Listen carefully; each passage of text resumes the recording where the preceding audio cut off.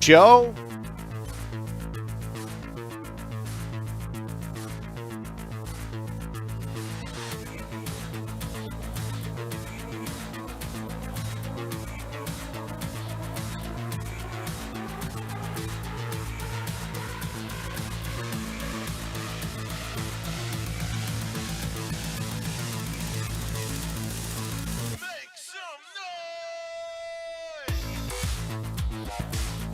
Here we go, Las Vegas, at 12 noon in the Valley. You are listening to Nighttime at Noon on Fox Sports Las Vegas. Coming to you from Studio 31 at City National Arena in downtown Summerlin, Nevada. We welcome you in.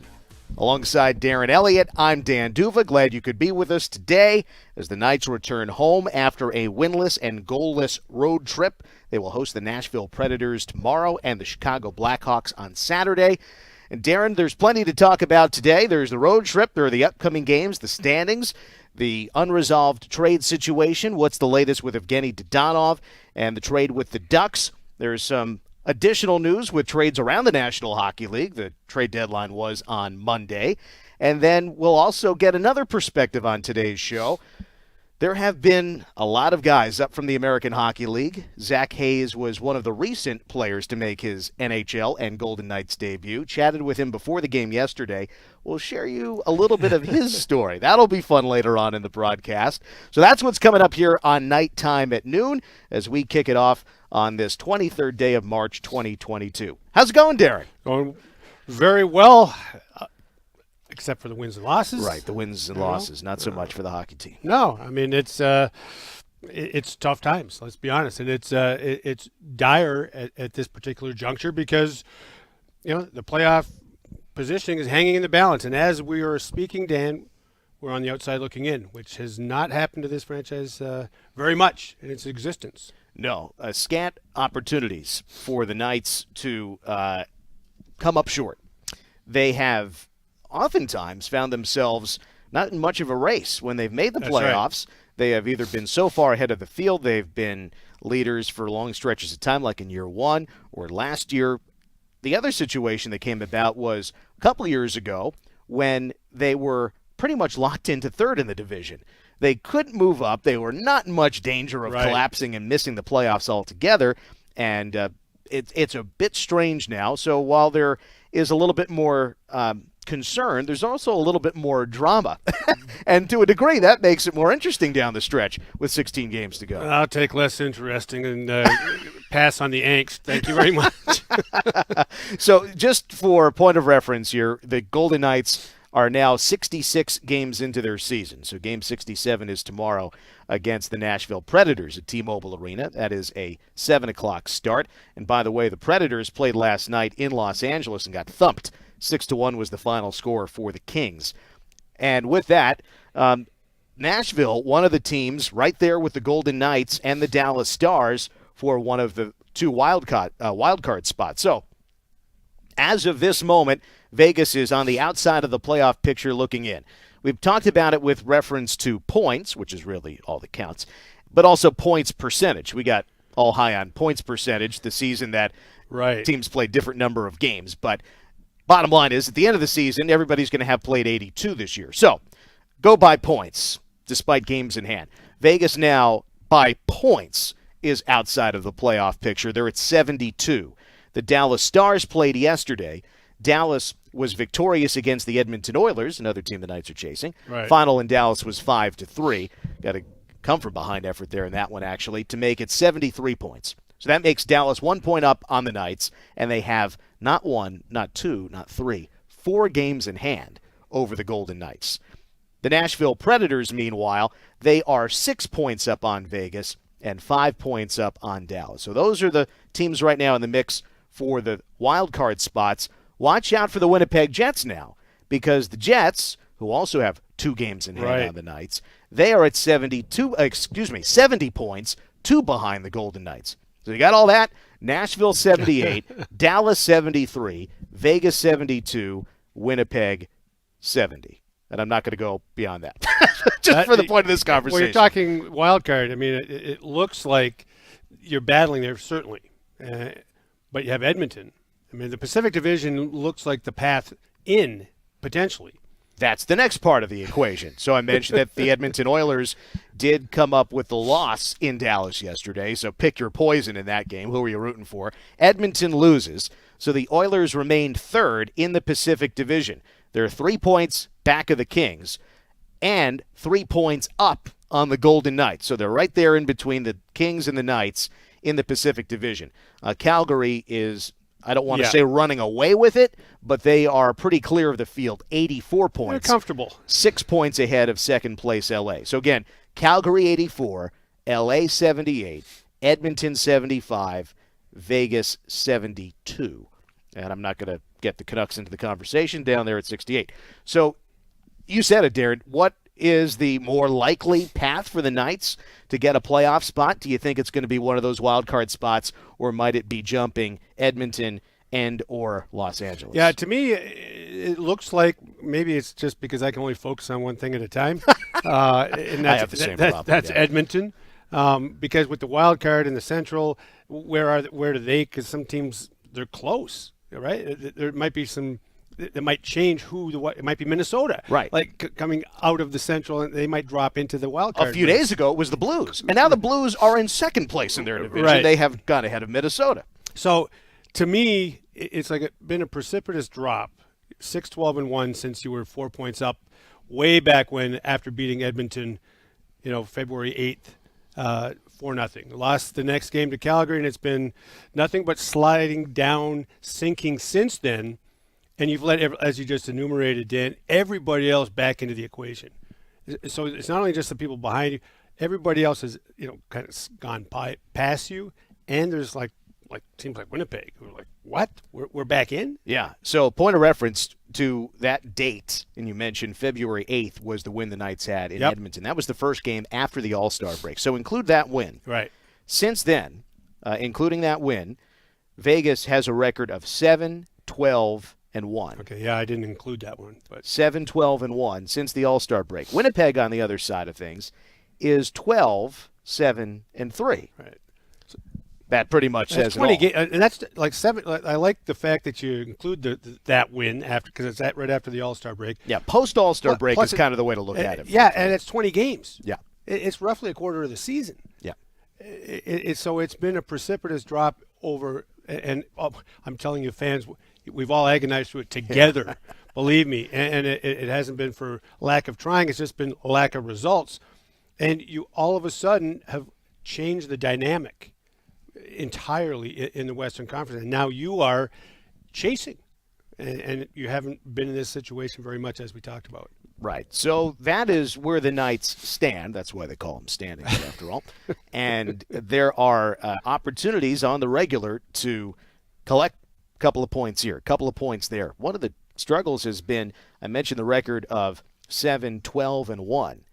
They're not getting any of those extra points, right? They're not going to overtime and losing, or going to a shootout and losing. They can't even collect those points as compared to, again, I mentioned Winnipeg. Winnipeg has 10 extra time defeats this year. 10. That's 10 extra points, right, whereas the Knights overall have 4 all season. And that's what makes it so difficult at this time of the season to be chasing, because of the potential for 3-point games. Teams that you are chasing, they might lose but pick up a point. If you lose in regulation, as you've talked about, 7-12-1, that's 12 games no points. Yeah. At all. And so, that's how we got to where we're at right now. If you're following along on the radio, I apologize because you can't see what we're showing our viewers on our various streams, but we just shared all the numbers. If you're watching on Twitter or all of our digital channels, I just prefer Twitter myself. But if you are watching the video, you can see the standings on your screen, and we're looking right now at the Pacific Division standings. Calgary, Los Angeles, Edmonton, Vegas, Vancouver, Anaheim, San Jose, and Seattle. And the Knights will be going to Seattle next week. First trip up to Climate Pledge Arena. Couple of games there, and then one in Vancouver. And those are teams that we don't expect to be in the postseason this year. But, again, there's 16 games left. Who knows? Yeah, and it's an old-school setup. It's like when I played in the 80s, when you were flying commercial in the NHL. You play a game in Seattle on Wednesday, day off, and you play again. In the same place. In the same place on Friday. So those of us who travel love it. Yeah, absolutely. It's a unique experience. I don't know how it ended up there with the schedule makers, but I'm looking forward to it because I'll be on the radio with you during that trip. So that's kind of a cool experience. That's right. Yeah. And sidebar, because there's a lot to talk about. And one of the things we're going to address here, we've been offering the standings. The next thing to address will be why and what's next. So you can start pondering at home how we might answer those questions, why and what's next. But sidebar for a moment on the scheduling. Last year, with the abbreviated schedule, right. 56 games, only playing within the division, it made a lot of sense to go to St. Louis or Colorado or Minnesota or wherever else and play 2 games in that city. I remember a few years back talking to Jonathan Taves in the Blackhawks dressing room, how Chicago kind of gets squeezed.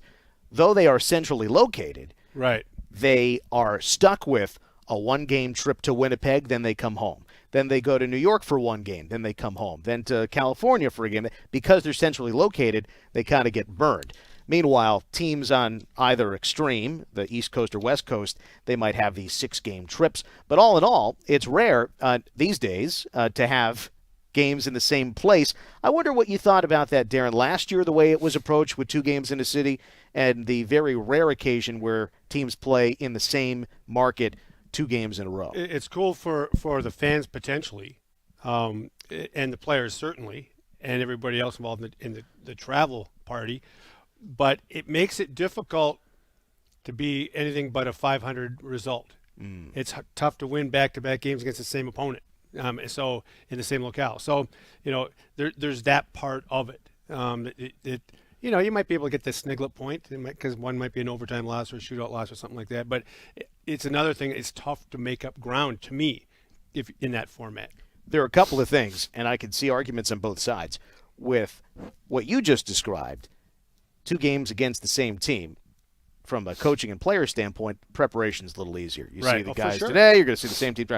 There's a counter argument, and I don't agree with it, that says, well, if a certain team, let's say the Golden Knights are going to Winnipeg, right, which they did twice in a week, by the way, right. So that's another just one. Stayed there, yeah, right, right. So just maybe bad example. Let's say Minnesota. Okay, Vegas goes to Minnesota just the one time. And if you're a fan in Minnesota, you're going to go to a handful of games of the year. You're probably not going to go see Vegas and Minnesota 2 games in a row, right, because you see that. I disagree. I totally disagree with that because we saw last year that the familiarity breeds rivalry. Correct. So that when Vegas played 8 games in the regular season against Minnesota, that 7-round playoff series was incredible. I mean, same thing with Colorado. And then when the Knights played Montreal, a team they had not seen all year, still an exciting series, but it didn't have the same intensity that the first 2 rounds had. In the minor leagues, you're playing the same club 10, 12, or more times a year. I'm not saying we need to go that far, but I think that, in fact, rather than fans saying, oh, well, I don't want to go see the same team a couple of times in a row, I would think I would be more encouraged. I'd be more engaged, whether I'm at the game or watching. And I think over the long haul, I become more engaged as a fan as rivalries build. So I think there's a macro approach to that as well. That's a big sidebar from yours truly. That was market research brought to you by Dan D'Uva. Yeah, that's all anecdotal. Yeah, no science behind it. Just my approach as a fan growing up in a big hockey market outside New York City, and then, of course, what we've experienced here. So that's the sidebar on the schedule. We will have 2 games in Seattle next week, and that'll be fun as obviously Seattle is on the wrong side of the standings in a big way, and they've had a sell-off. What do you make of what they have done to approach this inaugural season? Very different than what the Golden Knights have done. And for everybody streaming along and following along on our various platforms, there you see the schedule upcoming. I think Seattle's done exactly what you thought they would do. This is what an expansion team, quote unquote, their winning percentage is under 400. It's about what you would expect. They got rid of a lot of veteran pieces that were playing, and sold them off for draft picks. That's kind of what you would expect. It made Pouliot actually somebody they picked up off waivers because they needed bodies. Right. That Derek Pouliot had played a couple of games for the Golden Knights. He was with the team on the way to Minnesota, and then all of a sudden got claimed by Seattle, like you said, because they needed somebody. They need some, and so that's about what you would expect from a team in that situation. And I think they have a decent plan, just going the longer route. It just really, again, highlights how successful, unbelievably successful the Golden Knights were in their first year. I mean, all the way to Stanley Cup. It's not that hard. I mean, it's not that easy to get to the final regardless. So you do it in your first year, unprecedented. Seattle, maybe the other teams learned a little bit from the process. Same rules on the the expansion draft, and yet the results are different. But I think their long-term vision is pretty solid. And one of the things that is in common, just a different timetable, acquiring draft picks. Correct. They're doing it now. Seattle did not do that going into its first round. Right. There were 7 rounds. They just had their 7 picks. Yep. Meanwhile, for Vegas, the moves that they made, not only were they acquiring players in the expansion draft, they also acquired an additional 5 picks. They had 12 in 7 rounds, including several in the first round. And though those first rounders have not turned into as much NHL production here, they have flipped some of those first-round players to acquire the likes of Mark Stone and Jack Eichel, and on we go. All right, so that's a little taste of what's upcoming. Yep. We've got answers to that question I posed a moment ago. Why? The Knights winless their last 2 games, shut out in Minnesota 3-0, shut out in Winnipeg 4-0 yesterday.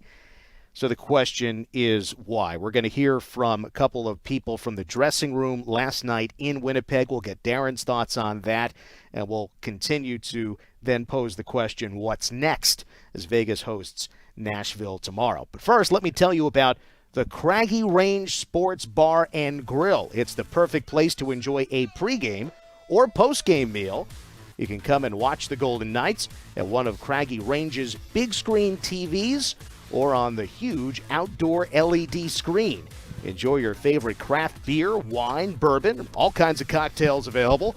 You catch the action right there at Craggy Range Sports Bar and Grill. They've got 16 taps, along with a full menu for the whole family, full bar and everything. It's at the Dollar Loan Center, just left of the main entrance, and it even features an extended patio.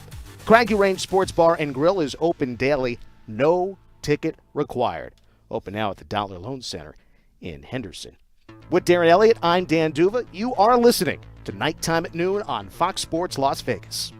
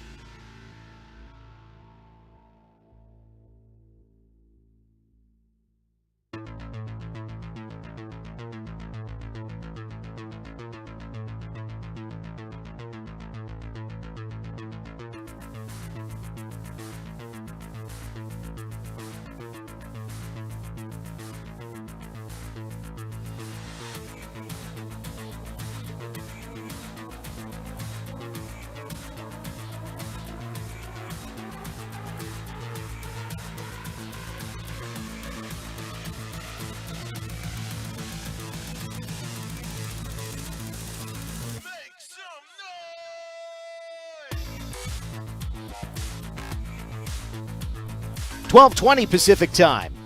I'm Dan D'Uva with Darren Eliot. This is Nighttime at Noon, coming to you from Studio 31 at City National Arena in Summerlin.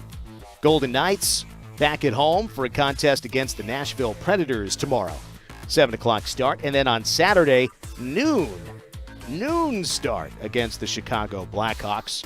Again, Thursday against Nashville, Saturday against Chicago, and then the upcoming road trip, Seattle, Vancouver, Wednesday, Friday, Sunday. Then we find ourselves into April. Whoa. I know. Normally, hockey season ends the first week of April because of the expected Olympic break. Everything pushed back a few weeks. So there still are 16 games to go in the regular season for the Knights, 66 down and 16 to go. And as mentioned, Nashville coming up tomorrow. Let's look back now on what happened on the road trip. Knights lose first in Minnesota 3-0, and then last night in Winnipeg 4-0. Before we dive into it, Darren, was there something that you see as a big picture part of the trip more so, or little things? What do you take out of this? I thought the effort was pretty good. Yeah. Both games. It's your roster. Yeah. I mean, there was one of the situations. It might have been the first goal against Minnesota, and I said there were 5 HSK players on the ice plus Brett Houghton. That was who was on the ice. Nothing against those players, but it was confusion defensively because it's the NHL. It's faster, and you haven't played together. And oh boy, here I am, and it's in your net. But I thought they got pucks to the net. Maybe they didn't have the best traffic in front. But I thought they really got pucks to the net, put pucks on net. Hellebuck had a strong game. You really have to make his life difficult, not unable to do that. But really, to me, look where you are. I mean, there are guys playing hard, but they're your depth guys. And you're beyond. They're depth guys behind your depth guys. You know. I'll dial it back. Going to the last road trip, the Knights played in Winnipeg. Yes. And ended up losing 7-3. And when they came home, they were buoyed not only by coming home, but they also got 2 guys into the lineup in Howden and Janmark. Correct. And you saw what kind of a boost that gave the whole team. They beat the Florida Panthers. Right. And by the way, and the winning goalie, Kings. Right, and then stopped the Kings. But the starting goalie for both those games is Logan Thompson. In other words, as much as you'd like to see Robin Leonard back, and we know Laurent Brossoit perhaps is not on top of his game at the moment, this is not on goaltending at all. Let me just get that out of the way. Exactly. He played very well. Yes. So Janmark and Howden come in, and they look great for 2 games. Right. And then what happens? They go on the road, and the Donov trade occurs. Mike Amadio and Zach Whitecloud are added to the COVID list. Derek Pouliot gets claimed on waivers. So all of a sudden, you thought you had gotten 2 guys back, and boom, like, okay, we can play with anybody. Now you go on the road and you lose 4 guys. 4 guys from 4 guys that played in your 2 victories. Right, exactly. It's like so that was a tough one for those 2 games, and I thought actually, effort-wise and execution-wise, he just couldn't stick the puck in the net. Yeah. And just to wrap up on the Henderson Silver Knights side of this, you mentioned the guys that were on the ice. So just yesterday in Winnipeg, it was Lecision, Cotter, Hayes, Miramanov, and Thompson. Right. And then the scratches, in addition to that, the guys who were available, Ron Bjerg and Pahal. That's both who played the game before. Right, exactly. So you've got just, the players on the roster that there 7 Henderson guys were on the roster for last night's contest in Winnipeg. And we'll get to Zach Hayes a little bit later in the program, but his travel to get to Minnesota in time for the game, it's just a remarkable story. So we'll get to that in a little bit. Zach Hayes, number 65 for Henderson and for the Golden Knights, making his debut. Played the last couple of games. Great story. We're going to get to that. Okay, so then what happened against the Jets yesterday, Darren, was not dissimilar from what happened the previous visit to Winnipeg, where the Jets had no shots on goal. Had nothing going on. For 10-plus minutes. The first visit was about 11 or 12. Last night it was 15 minutes, and while the Knights were out playing the Jets, they might have puck possession. They might have suppressed opposing shots. Last time I checked, the name of the game is score goals. They had 17 shots on goal, but again, Hellebuck's capable of fine play, and he played very well last night. There wasn't a lot, that really forced him to move side to side. His reads were excellent. He plays deep, so you really have to encroach on him to have success against him. You're not going to beat him from distance, and they didn't. And if there was, a criticism, and I'm not criticizing the players, again, that's the roster. We just went through it. Yeah. It's hard enough to get to the spot to shoot. Never mind have all the other pieces working where you've got a moving screen or a tip. So, 17-4, I believe, were the shots in that first period. Two great saves, actually, by Logan Thompson late in that first period. Otherwise, it would have been exactly like last week when there were 2 goals late in the first period where Winnipeg was like, lethargic, didn't seem very interested, and we're up 2-0. It just took a little bit longer into the second period for that same thing to play out. Yeah, you and I were talking to some Jets folks and had those conversations again yesterday. A little bit of a Jekyll and Hyde thing happening with the Jets where within a game or game to game, they'd beaten the Knights 7-3 after a dreadful start, but then they had the big win. Then they play Boston, they lose 4-2. Then they go to Chicago with 6-4. Then they have a dreadful start against Vegas, but end up getting a shutout win. Right. Let's find out what the word was in the locker room. Jonathan Marchessault, who is now at 60 games played out of 66 this year, team leading goal scorer and point getter. Here's Jonathan Marchessault last night, post-game in Cut 1.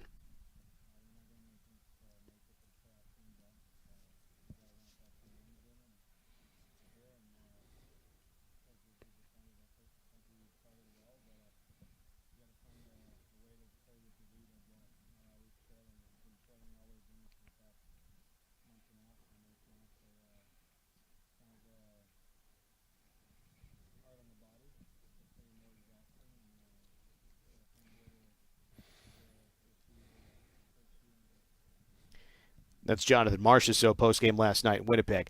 It doesn't take an expert to realize that scoring a game's first goal and playing with a lead is preferable to giving up a first goal and playing from behind. And while the Knights had been one of the best in the league at scoring first through the first 4 months of the season, they have all of a sudden become dreadful. Yeah, and throughout their history, actually, Yep. have been a good front-running team. Come out hard, score, and then just continue that kind of pace. Now you've lost 7 straight on the road, and you have given up the first goal in all 7 of those games. Statistically, you can just bank on almost 70% you're going to win if you score the first goal. That's without any kind of intricacies. So right off the bat, you now have, from an odds standpoint, if you give up the first goal, you're closer to 30% chance of winning just by giving up that first goal. So, that's daunting. And then you add that, you could hear the frustration in Jonathan's voice because you're down to just pretty much one line that you would be expected to scoring with Carlson, who hasn't scored in forever and is starting to look very frustrated and a little bit, as they call it, snake bitten because he had good looks and just can't seem to get the puck past the goaltender. You're looking at Jack Eichel, who didn't play hockey for 11 months. Like, this is what we're down to, and Jonathan Marchessault, our leading goal scorer and point producer. So the frustration is they feel that burden, and there's not a lot of support behind them, and thus you're kind of where you are on the road. And one of the players who had been scoring recently after himself a long That's right. drought was Evgeny Dadonov. 4 goals in 4 games, 5 goals in 7 before the trade, and again, that is not entirely resolved.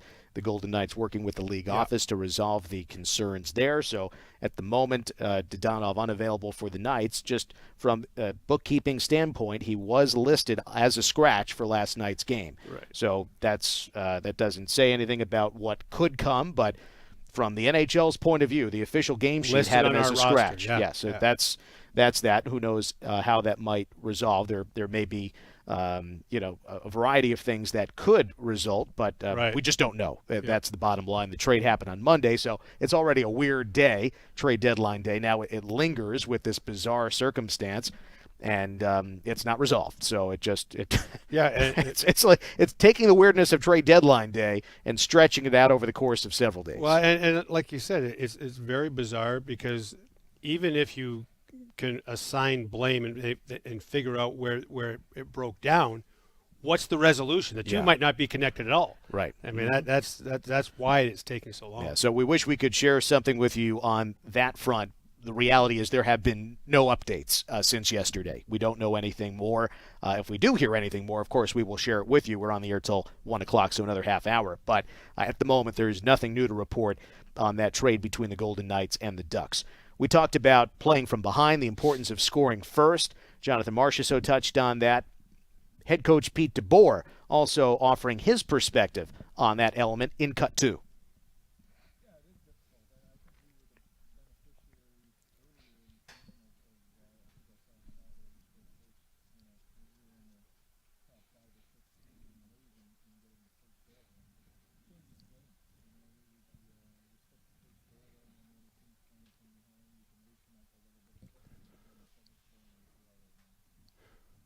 That's Pete DeBoer speaking last night against the Winnipeg Jets. But more than that, he talks about, you can loosen up, and that he's talking about how the players feel.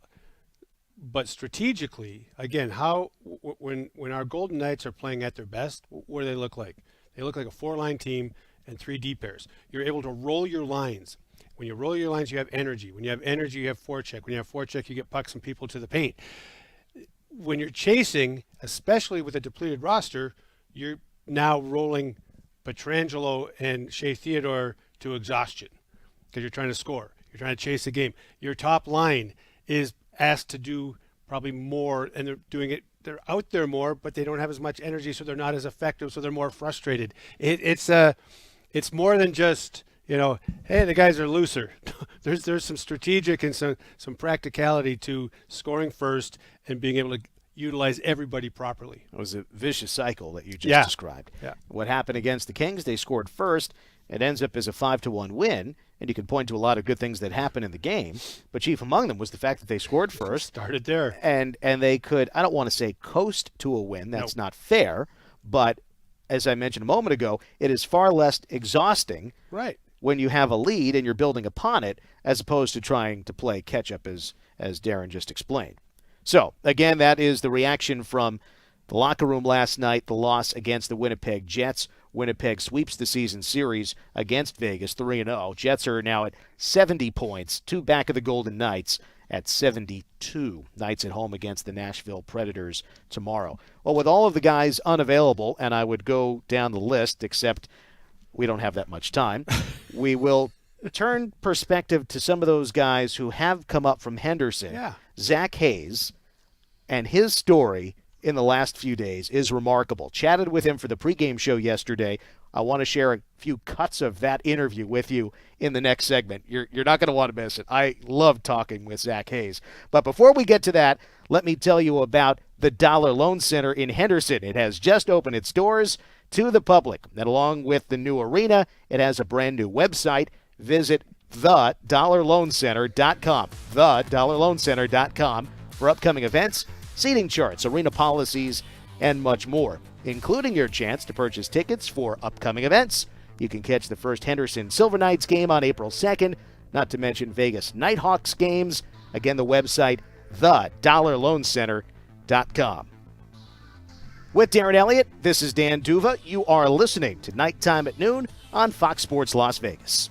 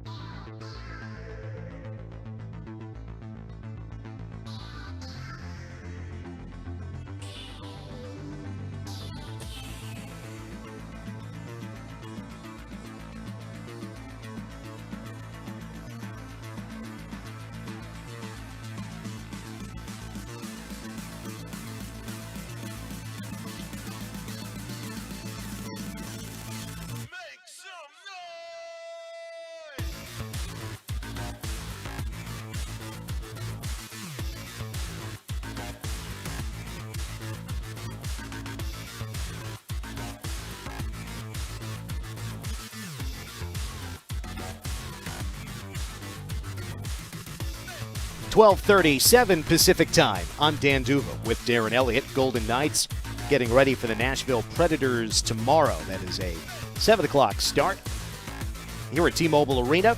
We are coming to you today from Studio 31 at City National Arena in Summerlin.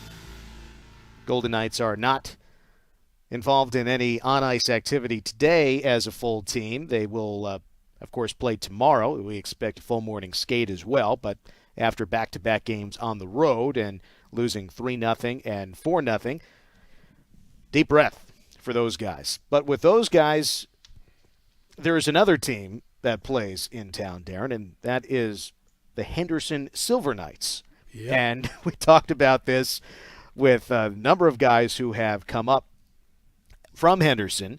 They lose one. Derek Pouliot comes up, plays a couple games for Vegas, then placed on waivers, gets claimed by Seattle.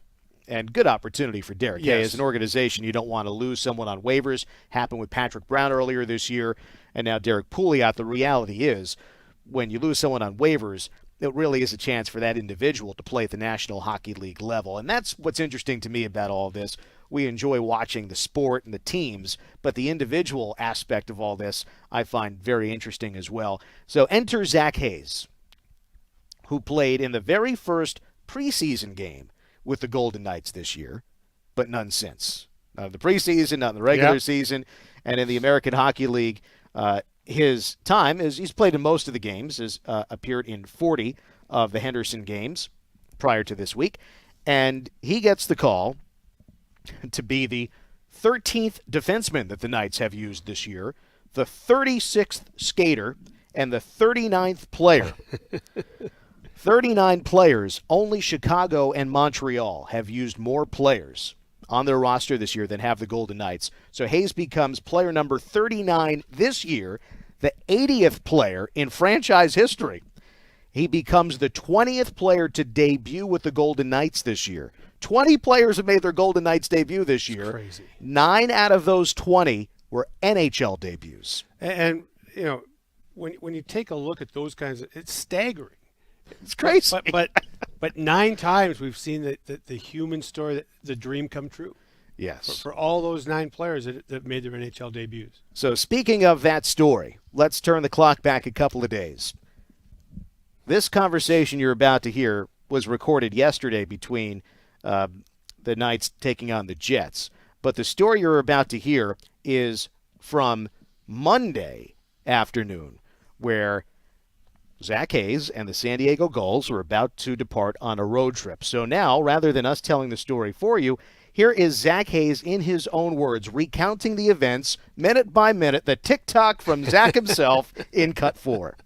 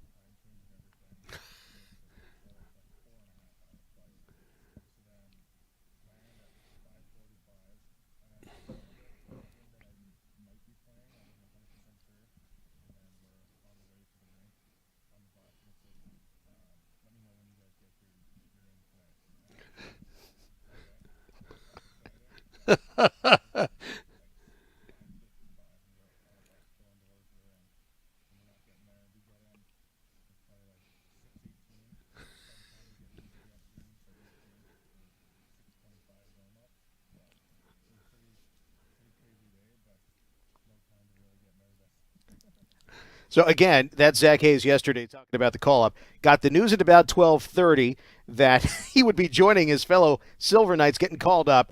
They land at 5:45. There's a 2-hour time difference, so that's 3:45 Pacific. So that's basically 3 hours from the time he gets word that he's getting called up to the time he lands. And then, basically half an hour after that, he's walking into the room. It's 6:18. 7 minutes later are warm-ups. So the next question I asked Zach, at 6:18 and you walk in the room, what do you do next in Cut 5.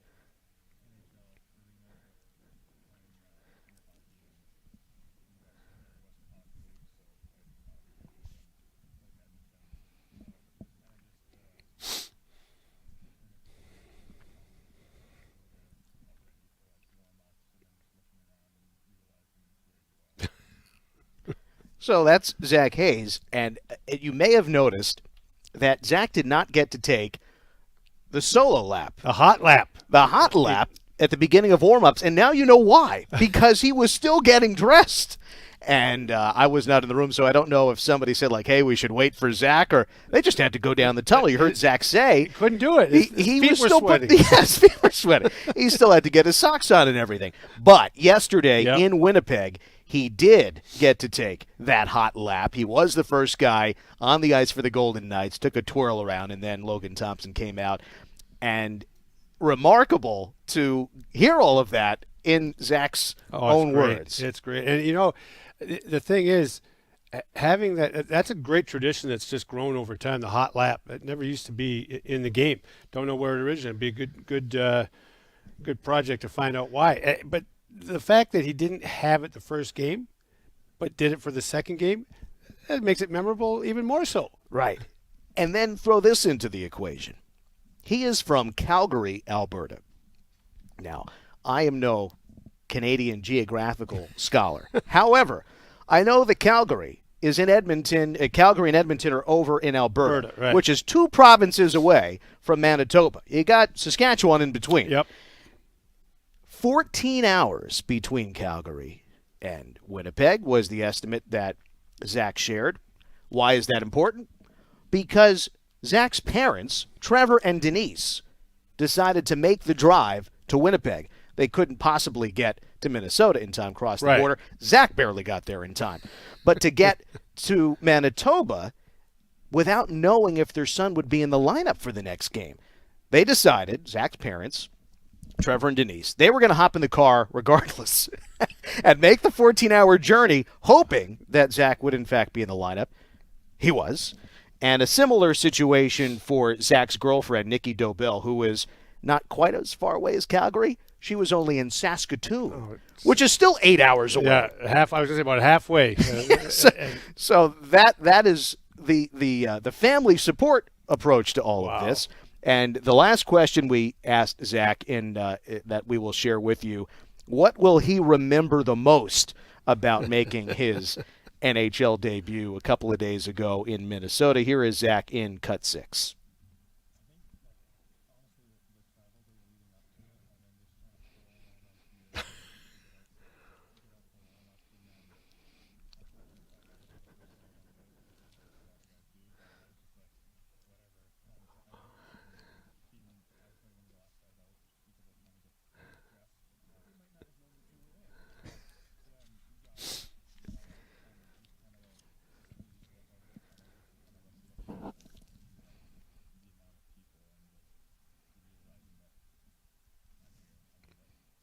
And then he got to play with Braden Pahal. The two of those players, not only teammates in Henderson, they were teammates in Prince Albert in the WHL. Those two guys won a WHL championship together 3 years ago. And Jake Lecision is Zach's roommate here in the Valley. So he's getting to experience this with these guys whom he has known for quite a while. Just a wonderful story for Zach, and got to play his first couple of NHL games, and an experience that will last a lifetime. He also shared with us in that interview, and we'll have it available on our SoundCloud page. I asked if he got any souvenirs. He said, yes, I got a game puck, and he's adding that to his collection of pucks. He has his first WHL goal puck and his first AHL goal puck, and now he's got a third one. He's planning to build a little showcase for it, and that one will surely be added So that is Zach Hayes. Welcome to the show, Zach. The 9th player to make his NHL debut for the Golden Knights this year. You just mentioned a couple of the other ones, Decision and Pahal, his defense partner. There's the joy in the game. We don't like what's been happening in the standings, but the human side of the game, it's going on. Those guys, they want different results too, but from an individual standpoint, like you heard him say, I made it. That's so cool. So cool. Speaking of the Henderson Silver Knights, if you need more hockey, you can check out the Silver Knights of the American Hockey League for their first game at their new home, the Dollar Loan Center. Silver Knights begin their tenure at their new home on April 2nd. That is just days away. Oh, my goodness. At one point it was years, then it was months, then weeks. Now it's just days away. Single game, group, and mini suite tickets for home games during this season are on sale now. Contact the Henderson Silver Knights ticketing team. Here's the number, 702-645-4259. I'll give you that number again, 702-645-4259. Give them a ring and see what they have to offer. An incredible building. Just spectacular. They've had a variety of events there already. First Silver Knights game is April 2nd. That'll be cool. 10 days next week. Oh my gosh, that's right. It's finally here. Just an incredible project that is blossoming in front of our eyes there in Henderson. Okay, we will step aside. When we come back, we'll wrap things up, set you up for Vegas and Nashville tomorrow. Alongside Darren Eliot, this is Dan D'Uva. You are listening to Nighttime at Noon on Fox Sports Las Vegas.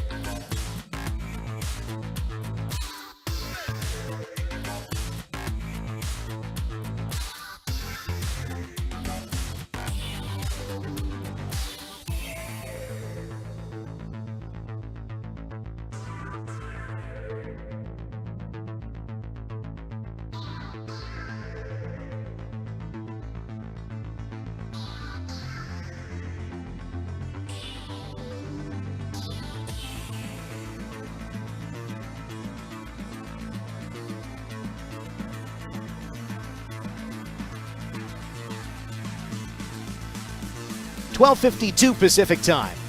Hi, everybody. I'm Dan D'Uva with Darren Eliot. This is Nighttime at Noon, wrapping things up here on the program. Coming to you from City National Arena in Summerlin, inside Studio 31. We were talking about that hockey team over in Henderson, the Silver Knights, coming up on their first game inside the Dollar Loan Center. Well, the Vegas Nighthawks have already begun their tenure at the Dollar Loan Center. You could be one of the first to join the Vegas Nighthawks family. Secure your seat selection and place a refundable $20 deposit at nighthawksfootball.com. Full season membership starts at just $10 per ticket per game at the Dollar Loan Center in Henderson. Vegas Nighthawks football. They won their first game over at the Dollar Loan Center. They play again this Sunday, and I believe, and then the ice goes in. And they get ready for the Silver Knights. Very exciting stuff. Okay, a few minutes left on the program here. Couple of housekeeping items. Happy birthday, Lauren Brossois. Tomorrow, not only is a game against the Nashville Predators, it will be the 1,000th game coached in the NHL for head coach Pete DeBoer. I did not know that. There are not too many who get to that point, surpassed 500 wins earlier this season, and not too many people have done that. Right. But it is an exclusive list to get to that point in a coach's career. And you would think that if Pete wants to, he can be a coach in this league for a long time to come. So 1,000 tomorrow. I'm sure that'll be a topic of conversation on our broadcast. Of course, our AT&T Sportsnet friends have the television coverage, and you'll have the radio broadcast here on Fox Sports Las Vegas and all along the Vegas Golden Knights radio network. Well, Darren, as the Knights get ready for the Predators, mentioned that Nashville lost against the Kings in a big way last night. They come in, first wild card spot. I wonder whether it's with Nashville or some of the other teams in the mix in the Western Conference. There were a bunch of moves made at the deadline, some bigger than others, some just before the deadline, some right up to it. What, if anything, stuck out to you? Well, arguably the top team, I think everyone thinks the Avalanche, top team in the Western Conference, they loaded up. Josh Manson on the blue line, Arturi Lehkonen up front.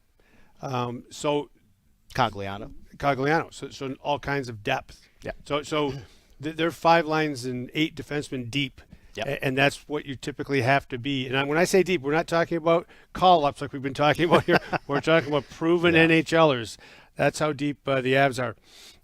Actually, the team that I like at first blush, what the Rangers did, because the Rangers added Frankie Vetrano, Tyler Mott, Andrew Kopp. That's all NHL line. Boom, right in there. And then they also had Justin Braun on defense. And then they got smashed by the Devils last night. Because they didn't know each other. They had name tags on. Right, yeah. Four players is a lot to integrate all at once. But, I think that if I looked at the Rangers, like they wanted some depth up front.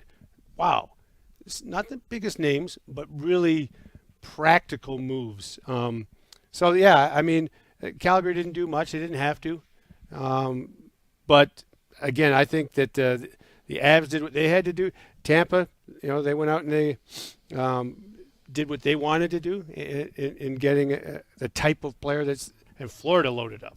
Yeah. So, everybody looked at their own situation in relation to trying to win the cup and did what they thought was best.